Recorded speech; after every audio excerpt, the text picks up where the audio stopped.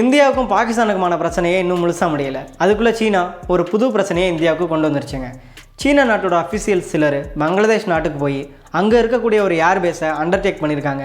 அந்த air base India Bangladesh பார்டர்லேருந்து வெறும் 12 கிலோமீட்டரில் தான் இருக்குது. அந்த ஏர்பேஸோட பேர் லால் மோனிர். இந்த ஏர்பேஸை பங்களாதேஷ் 2 டெக்கேட்ஸாக கண்டுக்காமையே இருந்திருக்காங்க.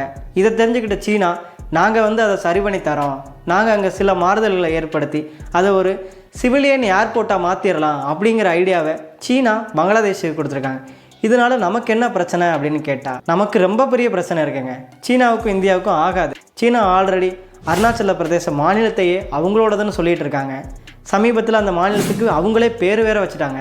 இந்தியாவோட சிக்கிம் மாநிலத்துக்கு கீழே ஒரு சிறிய பகுதி இந்தியாவோட 7 மாநிலங்களை கனெக்ட் பண்ணும். மணிப்பூர், மிசோரம், அஸ்ஸாம், மேகாலயா, அருணாச்சல பிரதேசம், இந்த மாதிரி 7 மாநிலங்களை இந்தியாவோட கனெக்ட் பண்ணுறது அந்த ஒரு சிறிய பகுதி தான். அந்த பகுதிக்கு பக்கத்திலேயே இந்த ஏர்பேஸ் இருக்குது. ஸோ சீனா இந்தியாவோட மிலிட்ரி ஆக்ஷன்ஸ் எல்லாத்தையுமே ஈஸியாக தெரிஞ்சுக்க முடியும். அதனால தான் சீனா இந்த மாதிரி ஒரு மூவ் எடுத்திருக்காங்க.